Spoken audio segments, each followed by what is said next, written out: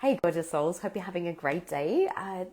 Jumping in with a quick tip on how to let go of feeling over responsible. A huge part of many of the women that I speak to that go through burnout, and certainly this was true for me when I was going through burnout, was feeling overly responsible for everyone and everything. This keeps us in a state of hypervigilance, often has us continually rallying our energy and trying to push through when we're exhausted, and really doesn't allow us to take proper responsibility for ourselves because we're taking over responsibility for everybody else as well. So one of the biggest pieces with this, hey Anne, great to have you on.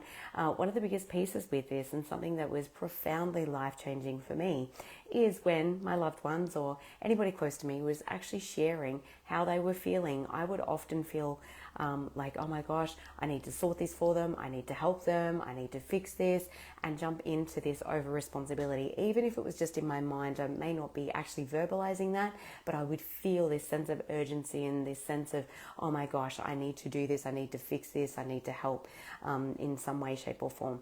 And so one of the things that was really helpful for me was just actually repeating to myself, they are just sharing their reality with me. There's nothing I need to do with it. There's nothing I need to fix. There's nothing I need to change.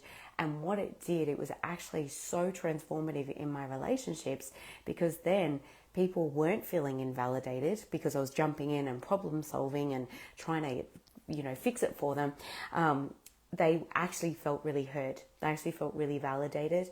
And 9 times out of 10, people will ask if they want a solution. However, mostly as humans, we just want to be heard. We really just want to express how we're feeling in a safe space with somebody that we feel safe in being vulnerable with, and reminding ourselves in that moment, there's nothing I need to do with this. They're just sharing their reality. They can have their reality. I can have my reality. And this is one of the biggest pieces to bridging the gap for communication as well for humans, is understanding that each person can have their own reality and it can be different from ours.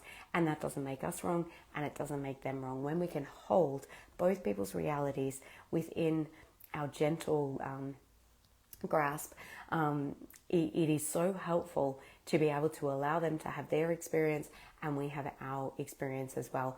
This is so helpful, particularly if you've experienced enmeshment trauma, where you felt like you had to blend with everybody or you had to be somebody's everything and everybody. And often this can start in childhood from an emotional caretaking perspective of our parents, where we feel that we've got to be everything and everyone to them in order for our survival to be okay as well. So we can dive down the rabbit hole. It's quite a big topic, but I just wanted to share that quick tip of just reminding yourself when somebody is sharing something with you, just to remind yourself they're just sharing their reality. There's nothing I need to do with it. Of course, we can actually, absolutely have compassion, really listen, be very present. And it actually allows us to be even more present because if you're jumping into problem solving mode and they're just needing to express what's on their heart, they will often feel invalidated and shut down and not being able to fully express what they needed to in the first place. So I truly hope that this has been helpful for you,